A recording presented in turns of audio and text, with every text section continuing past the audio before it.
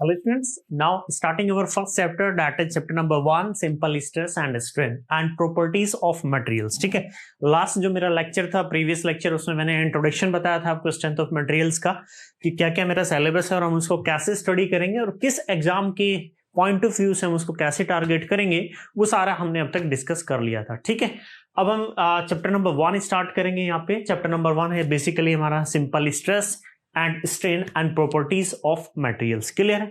जब मैं बताऊंगा तो माय डियर्स कोई भी नोट नहीं करेगा, मैं पहले ही बता देता हूं आपको। जब मैं नोट करने के लिए बोलूं तब आप नोट कर सकते हैं, ठीक है, और either you can take a screenshot. Clear? चलो मेरी बात को ध्यान से सुनना सभी लोग, लिखेगा नहीं कोई भी। हम बात कर रहे हैं my dear strength of materials की, तो सब्जेक्ट जो हम यहाँ पे स्टडी कर रहे हैं that is strength of material. Strength of material ये सब्जेक्ट हम पढ़ रहे हैं यहाँ पे। Clear my dear? शॉर्ट में कभी कभी इसी को हम बोलते हैं सोम, इसी को हम क्या बोलते हैं माय डियर? सोम भी बोलते हैं। इसके और भी बहुत सारे नाम हैं। क्या क्या नाम है? हम इसको स्ट्रेंथ ऑफ मटेरियल्स भी बोलते हैं माय डियर, और इसके दो नाम और हम बोलते हैं। क्या क्या बोलते हैं? इसी को हम बोलते हैं, इसी को हम क्या बोलते हैं? That is mechanics of materials. इसी को हम बोलते हैं my dear mechanics of materials. इसी को हम मैकेनिक्स ऑफ मटेरियल्स भी बोलते हैं। क्लियर? इसको हम स्ट्रेंथ ऑफ मटेरियल्स भी बोलते हैं, मैकेनिक्स ऑफ मटेरियल्स भी बोलते हैं। इसका एक और नाम है और इसको हम बोलते हैं that is mechanics of solids और मैकेनिक्स ऑफ सॉलिड्स। इसको हम मैकेनिक्स ऑफ सॉलिड से भी नाम से भी जानते हैं। इंजीनियरिंग जब हम करते हैं माय डियर, कहीं कहीं आपने पढ़ा होगा, जनरली थर्ड सेमेस्टर या फोर्थ सेमेस्टर में हम इसको पढ़ते हैं। कहीं किन्हीं बच्चों ने पढ़ा होगा मैकेनिक्स ऑफ सॉलिड्स के नाम ने, कुछ बच्चों ने हो सकता है कि ये मैकेनिक्स ऑफ मटेरियल के नाम से पढ़ा हो, और कुछ बच्चों ने हो सकता है स्ट्रेंथ ऑफ मटेरियल्स के नाम से पढ़ा। ठीक है, इसको एक और मैं वर्ड यहाँ पे दूंगा, इसको एक वर्ड और डिफाइन करूं अगर माय डियर मैं यहाँ पे, तो मैं इसको एक वर्ड और नाम दूंगा यहाँ पे, that is mechanics of deformable body, और we call it mechanics of deformable body. इसको मैं मैकेनिक्स ऑफ डिफॉर्मेबल बॉडी क्यों बोल रहा हूं वो मैं अभी आपको डिस्कस करूंगा कि why we are call it mechanics of deformable body. मेरी बात को ध्यान से सुनना माय डियर। अब सभी जितने भी मैंने नाम लिए सब में एक कॉमन वर्ड है, दैट इज मैकेनिक्स। जितने भी नाम मैं यहाँ पे ले रहा हूं माय डियर, सभी में एक कॉमन नाम है। क्या? वो है मेरा मैकेनिक्स। यहाँ पे भी मेरा मैकेनिक्स, ये भी मेरा मैकेनिक्स, और ये भी मेरा क्या है? मैकेनिक्स। क्लियर है सभी को? तो डिस्कस कर लेते हैं मैकेनिक्स क्या होता है। ठीक है, अब मान लो माय डियर ये मेरे पास कोई बॉडी है, मान लीजिए ये मेरे पास कोई बॉडी है। ठीक है, ये कोई मेरे पास बॉडी थी। ठीक है, चलिए मैंने एक बॉडी ले ली, ये मेरी एक बॉडी हो गई। क्लियर सभी को? लिखेगा नहीं कोई भी, ध्यान से सुनना है बेटा, ध्यान से सुनना, उसके बाद ही लिखना। ये मेरी एक बॉडी थी, इस बॉडी के ऊपर मैंने कुछ फोर्सेस को अप्लाई कर दिया। इस बॉडी के ऊपर मैंने कुछ फोर्सेस को अप्लाई कर दिया। ये मेरे कुछ फोर्सेस थे जो मैंने इस बॉडी के ऊपर अप्लाई कर दिए। ठीक है, तो माय डियर वो साइंस जो इन फोर्सेस को, वो साइंस जो इन फोर्सेस की स्टडी करेगा कि इन फोर्सेस की वजह से इस बॉडी पे क्या इफेक्ट आ रहा है, उसी साइंस को हम बोलते हैं मैकेनिक्स। क्या बोलते हैं? मैकेनिक्स। इन फोर्सेस की वजह से इस बॉडी पे मेरा क्या इफेक्ट आएगा, उसी साइंस को हम क्या बोलते हैं? Mechanics. The physical science which deals with the effect of force on an object is called mechanics. Clear है? इन फोर्सेस, ये जो माय डियर मैंने फोर्सेस लगाए हैं, इनका कुछ नेमिंग कर देता हूं मैं यहाँ पे। मैंने इसको बोला दैट इज F1, इसको बोला मैंने F2, इसको बोला F3 अप टू Fn। इन फोर्सेस की वजह से इस बॉडी पे क्या इफेक्ट होगा, या इन फोर्सेस का इन बॉडी पे क्या इफेक्ट होगा, उसी साइंस को हम क्या बोलते हैं? मैकेनिक्स बोलते हैं। क्लियर है माय डियर? तो एक शॉर्ट डेफिनेशन हम लिखेंगे बाद में। अब मेरी बात ध्यान से सुनना। अब फोर्स लगाया था आपने, उस फोर्सेस का जो इफेक्ट था वो तो मैकेनिक्स था, लेकिन इन फोर्सेस की वजह से, कौन से forces my dear? F1, F2, F3 up to Fn।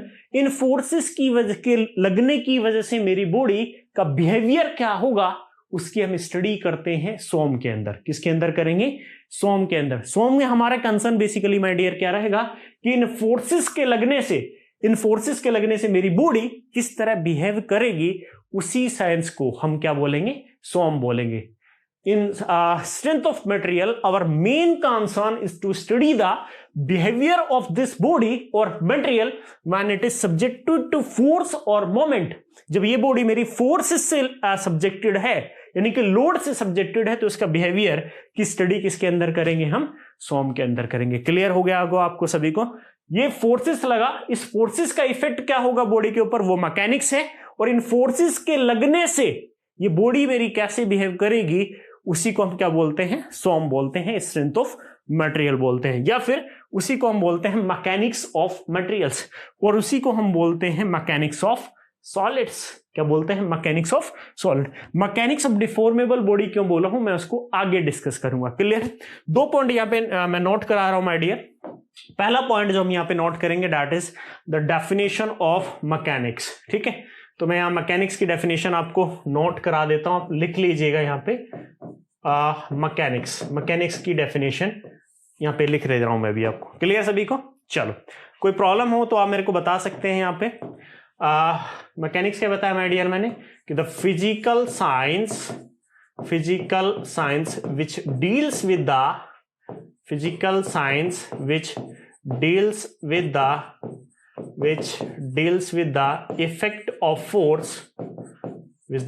the effect of force on an object। किसी भी ऑब्जेक्ट पे फोर्सेस का क्या इफेक्ट होगा, उसी साइंस को हम क्या बोलते हैं? मैकेनिक्स बोलते हैं। क्लियर सभी को? नाउ नेक्स्ट डेफिनेशन है माय डियर मेरी सोम, स्ट्रेंथ ऑफ मटेरियल। नाउ सोम की डेफिनेशन क्या होगी? सोम आपसे अगर आपको इंटरव्यू में पूछ ले, बेटा बेसिक्स क्वेश्चन होते हैं जो किसी भी बच्चे को आने चाहिए, आपके इंटरव्यू में आपसे जनरली पूछ सकता है। ठीक है, तो सोम की बात करूंगा माय डियर यहां पे मैं। तो सोम क्या होता है? सोम के लिख लीजिए इसमें, सोम के अंदर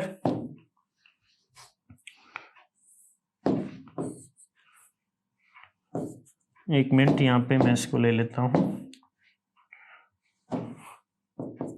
इसमें देख लीजिए, in sum, in strength of material, our concern is to study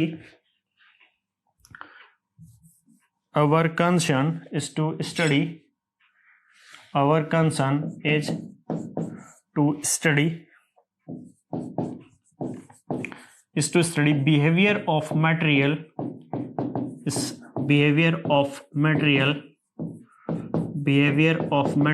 when it is subjected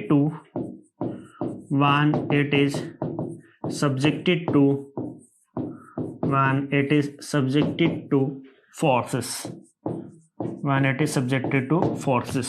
ठीक है, और लोड भी लिख सकते हैं, when it is subjected to force और मोमेंट। जब ये बॉडी फोर्सेस या लोड से सब्जेक्टेड होगी, तो इस बॉडी का जो बिहेवियर होगा, उसी की स्टडी हम किसके अंदर करेंगे? सोम के अंदर करेंगे। क्लियर है सभी को? चलो, अब आगे थोड़ी काम की बात करते हैं माय डियर। वर्ल्ड वाइड मेरे जितने भी मटेरियल हैं वो 2 ही तरह के हैं। वर्ल्ड वाइड मेरे जितने भी मटेरियल हैं वो 2 ही तरह के हैं। कौन कौन से? एक मटेरियल या तो मेरा रिजिड मटेरियल होगा या फिर मेरा डिफॉर्मेबल मटेरियल होगा। क्लियर है? जितने भी मेरे मटेरियल होंगे केवल 2 ही तरह के होते हैं, या तो मेरा रिजिड मटेरियल होगा या फिर मेरा कैसा मटेरियल होगा? Deformable material. अब ये रिजिड मटेरियल क्या होता है या डिफॉर्मेबल मटेरियल क्या होता है, उसकी स्टडी कर लेते हैं। क्लियर है? Now next is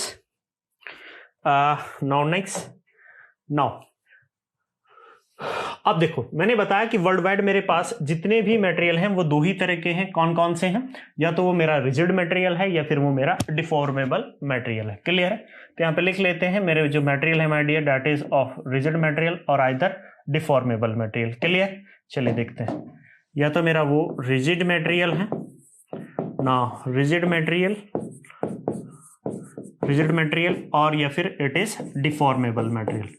rigid material बोल लीजिए या फिर उसी को डिफॉर्मेबल मटेरियल बोल लीजिए। क्लियर? रिजिड मटेरियल बोल लीजिए या फिर डिफॉर्मेबल मटेरियल बोल लीजिए। क्लियर है? रिजिड मटेरियल को हम एक और रिजिड बॉडी भी बोल सकते हैं। रिजिड मटेरियल को हम क्या और क्या बोल सकते हैं माय डियर? रिजिड बॉडी भी बोल सकते हैं। डिफॉर्मेबल मटेरियल को हम डिफॉर्मेबल बॉडी भी बोल सकते हैं, और we call it deformable body. ठीक है? क्लियर? और इसको हम क्या बोल सकते हैं? डिफॉर्मेबल बॉडी भी बोल सकते हैं। 1 बाय 1 डिस्कस करते हैं कि रिजिड बॉडी क्या होती है या फिर मेरी डिफॉर्मेबल बॉडी क्या होती है। तो कॉपी में माय डियर हेडिंग डाल लीजिए कि रिजिड बॉडी। कि आपकी रिजिड बॉडी क्या होती है, वन बाय वन डिस्कस करेंगे, ठीक है। Now first one is rigid body. Note बाद में करना, पहले ध्यान से सुन लीजिए। एक छोटा सा टॉपिक है, इंट्रोडक्शन पार्ट है सॉम का, वो मैं अभी आपको बताऊंगा इस लेक्चर के अंदर, ठीक है। अब देखो रिजिड बॉडी क्या होती है। मान लो माय डियर कि ये मेरे पास एक बॉडी है, ये मेरे पास एक बॉडी है। इस बॉडी पे मैंने कुछ फोर्सेस को लगा दिया। क्या लगाया मैंने इस बॉडी के ऊपर? कुछ फोर्सेस को अप्लाई कर दिया या कुछ लोड्स को मैंने अप्लाई कर दिया। क्लियर है? जब मैं इंट्रोडक्शन बता रहा था आपको तो मैंने कुछ बातें बताई थी, बेटा लोड क्या होता है, फोर्स क्या होता है, ये चीजें आपको ऑलरेडी पता होनी चाहिए। अगर आप यहां से मेरे से उम्मीद करें कि सर हमको बताएंगे कि फोर्स क्या है, फोर्स क्या है या फिर लोड क्या है, तो बेटा आप गलत जगह है। गलत जगह का मतलब ये है कि एक इंजीनियरिंग के बच्चे को एटलीस्ट इतना पता होना चाहिए कि फोर्स क्या है, लोड क्या है, ये सब बेसिक टर्मिनोलॉजी सबको आपको पता होनी चाहिए। तो मैं उम्मीद करता हूं माय डियर कि आप सभी को ये पता होगा। क्लियर है? अब ये मेरी बॉडी थी, ये मेरी बॉडी थी। इस बॉडी पे मैंने माय डियर 2 पॉइंट अपने सेलेक्ट कर लिए। क्या किया मैंने अपने 2 पॉइंट सेलेक्ट कर लिए, ठीक है। Now this is the point number 1 and this is point number 2। ये मेरा सेकेंड पॉइंट है, ये मेरा फर्स्ट पॉइंट है। और इन दोनों पॉइंट के बीच की डिस्टेंस मैंने मान ली स्मॉल डी। कितनी मान ली? Small D. तो बेटा कोई भी बॉडी रिजिड बॉडी तभी होती है जब उस पर फोर्स लगने के बाद, फोर्स या लोड लगने के बाद उस बॉडी में किन्हीं भी 2 पॉइंट के बीच की डिस्टेंस, एनी 2 पॉइंट, कोई भी 2 पॉइंट ले लो, 2 पॉइंट के बीच की डिस्टेंस चेंज नहीं होनी चाहिए। क्लियर है? दोबारा फिर रिपीट करता हूं, कोई भी बॉडी को मैं रिजिड बॉडी तभी बोलता हूं जब उसमें फोर्स या लोड लगने के बाद उसके अंदर बॉडी के अंदर मेरे जितने भी पॉइंट हैं, बॉडी के अंदर आप 2 पॉइंट सेलेक्ट कर लो, अगर उन दोनों पॉइंट के बीच की डिस्टेंस मेरी चेंज नहीं होनी चाहिए। अगर डिस्टेंस चेंज नहीं कर रही है, इसका मतलब वो मेरा कैसा है, वो बॉडी कैसी है? मेरी rigid body. A body is said to be rigid body when the distance between the 2 point does not change even after application of load। Load लगाने के बाद भी 2 पॉइंट के बीच की डिस्टेंस चेंज नहीं होनी चाहिए। ये 2 पॉइंट कहीं भी हो सकते हैं, ये 2 पॉइंट आपके कहीं भी हो सकते हैं। मान लिया मैंने यहां पे ले लिया, हो सकता है ये 2 पॉइंट आपके यहां पे रहा, पॉइंट नंबर 1 ये रहा, पॉइंट नंबर 2 ये रहा। हो सकता है ये 2 पॉइंट आपके यहां रहा, मेरा एक पॉइंट ये हुआ, दूसरा पॉइंट ये रहा, ये भी डी, ये भी डी, यानी कि इन दोनों पॉइंट यहाँ पे कुछ अलग डिस्टेंस होगी। ये मान लो D1, ये मान लो D2, ये मान लो D3। तो इन 2 पॉइंट के बीच की डिस्टेंस चेंज नहीं होनी चाहिए। क्लियर है? अब मुझे एक बात बताओ, जब बॉडी के अंदर, एंटायर बॉडी के अंदर 2 पॉइंट के बीच की डिस्टेंस चेंज नहीं कर रही है, तो क्या इसमें कभी डिफॉर्मेशन होगा? तो माय डियर मुझे ये बताओ, जब इस बॉडी में किसी भी 2 पॉइंट के बीच की डिस्टेंस चेंज नहीं कर रही है, तो क्या इस बॉडी में डिफॉर्मेशन होगा? आंसर विल बी नो, नहीं हो सकता। बेटा आप कोई भी 2 पॉइंट के बीच की जब डिस्टेंस ही चेंज नहीं कर रही है, तो इस बॉडी में कभी भी डिफॉर्मेशन नहीं हो सकता। और जब बॉडी में डिफॉर्मेशन नहीं हो सकता, क्या उसका साइज चेंज होगा? क्या उसका साइज चेंज होगा? कभी नहीं चेंज। क्या उसकी शेप चेंज होगी? नहीं होगी। ना ही उसकी शेप चेंज होगी, ना उसका साइज चेंज होगा, और ना ही उसमें कोई ज्योमेट्रिकल चेंजेस आएंगे। तो इसका मतलब ये हुआ, मैं ये भी कह सकता हूं कि वो बॉडी जिसकी साइज भी कांस्टेंट है, जिसकी शेप भी कांस्टेंट है, और जिसमें कोई ज्योमेट्रिकल चेंजेस भी प्रोड्यूस नहीं होते, ऐसी बॉडी को मैं क्या बोलता हूं?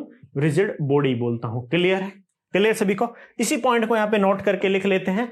इसमें मैंने क्या बताया आप लोगों को कि geometrical changes, now geometrical changes size और शेप, ज्योमेट्रिकल चेंजेस साइज और शेप, ये क्या है रिजिड बॉडी के अंदर? These are constant. क्या है माय डियर? ये सब कांस्टेंट होते हैं।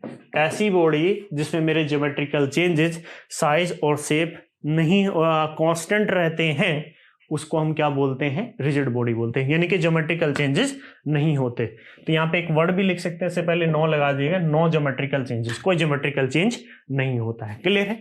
डेफिनेशन लिख लेते हैं इसकी, एक और डेफिनेशन यहाँ पे मैं डेफिनेशन लिखा देता हूँ माय डियर आपको। Now a body is said to be, a body is said to be rigid body if distance between the 2 point if distance between 2 point after application of load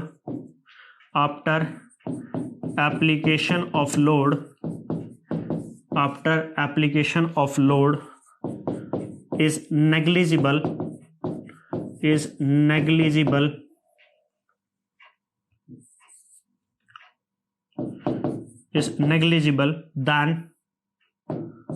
then body is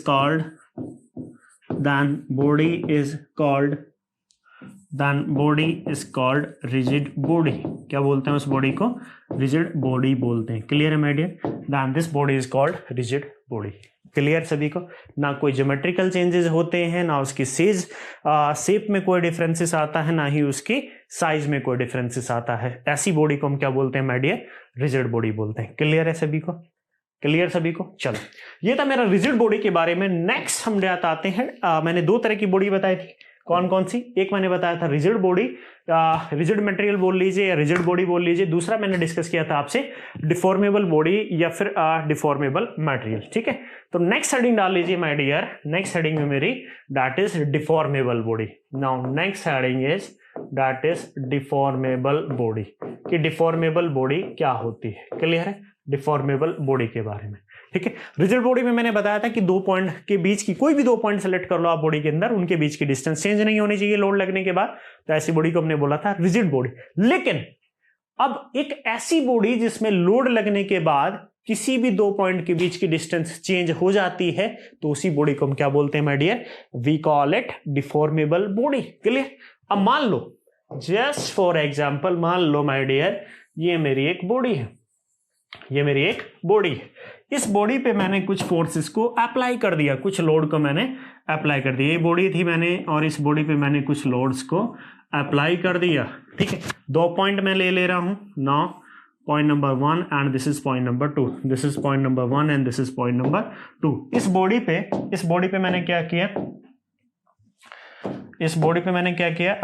2 point select कर लिए, point number 1 और point number 2. अगर load लगने के बाद, मान लीजिए पहले लोड लगने से पहले डिस्टेंस थी मेरी d1, और लोड लगने के बाद माय डियर इन दोनों के बीच की जो डिस्टेंस थी, नाउ अब पॉइंट 1 पहुंच गया नई पोजीशन पॉइंट 1 डैश, और पॉइंट 2 पहुंच गया नई position that is point 2 D dash. पहले मान लो डिस्टेंस d1 हुआ करती थी, बाद में डिस्टेंस कितनी हो गई? d2. यानी कि 2 पॉइंट के बीच की डिस्टेंस चेंज कर जा रही है. तो ऐसी बॉडी को हम क्या बोलते हैं माय डियर? डिफॉर्मेबल बॉडी बोलते हैं. क्या बोलते हैं? Deformable body. तो मुझे माय डियर ये बताओ कि मैंने इस बॉडी के अंदर अगर मैं और भी पॉइंट्स ले लूं, ये मेरा पॉइंट नंबर 1, ये मेरा पॉइंट नंबर 2. मैंने बताया था कि ये 2 पॉइंट कहीं भी हो सकते हैं. अगर इन दोनों पॉइंट को मैं कहीं भी ले लूं और इन दोनों के बीच की डिस्टेंस चेंज हो जा रही है लोड लगने के बाद, तो माय डियर मुझे ये बताओ, क्या इस बॉडी का साइज चेंज होगा? Yes, obviously. आपका आंसर क्या रहेगा? Yes, size will be changes. Size क्या करेगा? चेंज करेगा. क्या शेप चेंज होगी? बेटा जब साइज में डिफरेंसेस आएंगे तो ऑब्वियस सी बात है शेप भी क्या हो जाएगी? चेंज करेगी. तो शेप भी क्या हो जाएगी? यहाँ पे चेंज करेगी. साइज भी चेंज करेगा माय डियर. अगर मैं शेप की बात करूं तो माय डियर वो भी क्या करेगी? चेंज करेगी. क्लियर है? क्या ज्योमेट्रिकल चेंजेस आएंगे? यस बेटा, ज्योमेट्रिकल चेंजेस आए हैं तभी तो साइज में डिफरेंस चेंजेस आ रहे हैं, तभी तो शेप में डिफरेंसेस आ रहे हैं, चेंज तभी तो हो रही है. यानी कि इस बॉडी के अंदर माय डियर, इस बॉडी के अंदर मेरे ज्योमेट्रिकल चेंजेस भी होंगे. क्या होंगे? इस बॉडी के अंदर मेरे ज्योमेट्रिकल चेंजेस भी होंगे. क्लियर है? ज्योमेट्रिकल चेंजेस भी पॉसिबल होंगे. साइज भी चेंज हो रहा है, शेप भी चेंज हो रही है, और उसमें ज्योमेट्रिकल चेंजेस भी हो रहे हैं. तो ऐसी बॉडी को हम क्या बोलते हैं? डिफॉर्मेबल बॉडी बोलते हैं. क्या बोलते हैं माय डियर? Deformable body. लेकिन अगर आपसे कहीं से इंटरव्यू में, कोई भी एग्जाम में क्वेश्चन पूछ ले इंटरव्यू में कि what is the rigid body और व्हाट इज डिफॉर्मेबल बॉडी, तो आपका एक वर्ड में एक आंसर होगा कि सर एक ऐसी बॉडी जिसमें लोड लगाने के बाद किन्हीं भी 2 पॉइंट के बीच की डिस्टेंस अगर चेंज करती है तो डिफॉर्मेबल बॉडी है, अगर नहीं करती है तो मेरे माय डियर कैसी बॉडी है? रिजिड बॉडी है. क्लियर सभी को? अब कुछ और अच्छी बात है, सोम के अंदर जितनी भी हम स्टडी करेंगे, पूरे एंटायर सोम के अंदर चैप्टर नंबर 1 से लेके चैप्टर नंबर 13 तक जितनी भी मटेरियल होंगे, जितनी भी बॉडी होंगी, वो सारी डिफॉर्मेबल बॉडी होगी। कैसी होगी? Deformable body. यानी कि in entire SOM we have to study the deformable body. That's why my dear we call it the mechanics of deformable body. मैंने जब स्टार्टिंग की थी, माय डियर जब स्टार्टिंग की थी, तो मैंने एक वर्ड और एक नाम दिया था आपको। नाम क्या दिया था? The mechanics of deformable body. Why we call it deformable body? Because in entire SOM we have to study the deformable body. मुझे किसकी स्टडी करनी है? डिफॉर्मेबल बॉडी की स्टडी करनी है। जब मैं डिफॉर्मेबल बॉडी की स्टडी करूंगा तो उसको क्या बोलूंगा? We call it mechanics of deformable body. Clear? Interview में आपसे क्वेश्चन कर सकता है, बोलेगा कि सोम के अंदर आप रिजिड बॉडी की स्टडी करती हो या डिफॉर्मेबल बॉडी की स्टडी करते हो, तो आपका आंसर क्या होगा? Sir we study the deformable body not the rigid body. बेटा जब ज्योमेट्रिकल चेंजेस नहीं आएंगे, जब उसकी साइज में कोई डिफरेंस नहीं आएगा, ना ही उसकी शेप में कोई चेंज आएगा, तो क्या डिफ्लेक्शन निकाल पाओगे उसमें? क्या डिफ्लेक्शन निकाल पाओगे इस स्ट्रक्चर? कभी नहीं। क्या उसमें स्लोप निकाल पाओगे? नहीं। क्या एक्सियल डिफॉर्मेशन निकाल पाओगे? नहीं, कुछ नहीं हो सकता बेटा। जो रिजिड बॉडी होती है that is an ideal concept, वो एक आइडियल कॉन्सेप्ट है। रियलिटी में मेरी कोई भी ऐसे मटेरियल्स एग्जिस्ट नहीं करते जो रियलिटी में क्या हो? रिजिड हो, 100% रिजिड हो। हाँ, हो सकता है 99.9% रिजिड हो, लेकिन 0.1% वहां पे भी डिफॉर्मेशन कुछ तो होगा। यानी कि इन रियलिटी अगर मैं बात करता हूं तो वर्ल्ड वाइड मेरी जितनी भी मटेरियल्स हैं, all materials are deformable materials. ठीक है? जो कॉन्सेप्ट है रिजिड मटेरियल का दैट इज ओनली कॉन्सेप्चुअल, वो एक कॉन्सेप्चुअल आइडियलाइजेशन है, एज्यूम किया गया है। क्लियर है? समझ में आया होपफुली आपको सभी को? चलिए, कहां थे हम? डिफॉर्मेबल बॉडी की बात कर रहे थे। एक और डेफिनेशन लिख लेते हैं, जो मैंने 1-2 पॉइंट आपको एक्स्ट्रा बताए हैं उसको भी मैं आपको बता दूंगा। इसमें लिख लेते हैं। तो इसमें लिखिए my dear, a body is said to be, लिख लीजिए यहाँ पे, a body is said to be, a body is said to be deformable body, a body is said to be deformable body, a body is said to be deformable body if change in distance,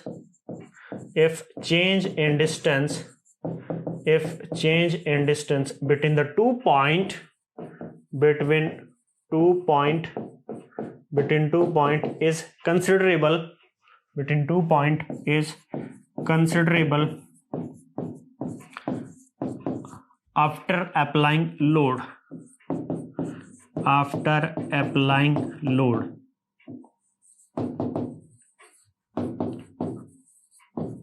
clear सभी को? चलो, इसमें एक point note करके लिख लेना, मैंने आपको पहले ही बताया था। नोट पॉइंट क्या है my dear?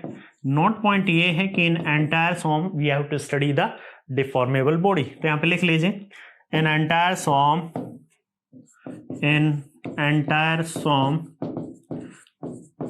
Strength of material, sum मतलब strength of material, in entire sum we have to study, in entire sum we have to study, in entire sum we have to study deformable body, in entire sum we have to study the deformable body। पूरे सॉम के अंदर हम किसकी study करने वाले हैं? Deformable body की study करने वाले हैं। क्लियर है सभी को?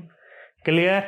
एक और बात माय डियर मैंने आपको बताई थी कि जो रिजिड बॉडी का कॉन्सेप्ट होता है वो कि एक कॉन्सेप्चुअल आइडियलाइजेशन है, मतलब हमने ऐसी कॉन्सेप्ट उसको मान लिया है, लेकिन रियलिटी में ऐसी कोई बॉडी हमारी एग्जिस्ट नहीं करती, कोई भी मटेरियल ऐसा एग्जिस्ट नहीं करता है जो रियलिटी में क्या हो? रिजिड हो, यानी कि लोड लगाने के बाद उसमें कोई ज्योमेट्रिकल चेंजेस प्रोड्यूस ना हो। क्लियर है?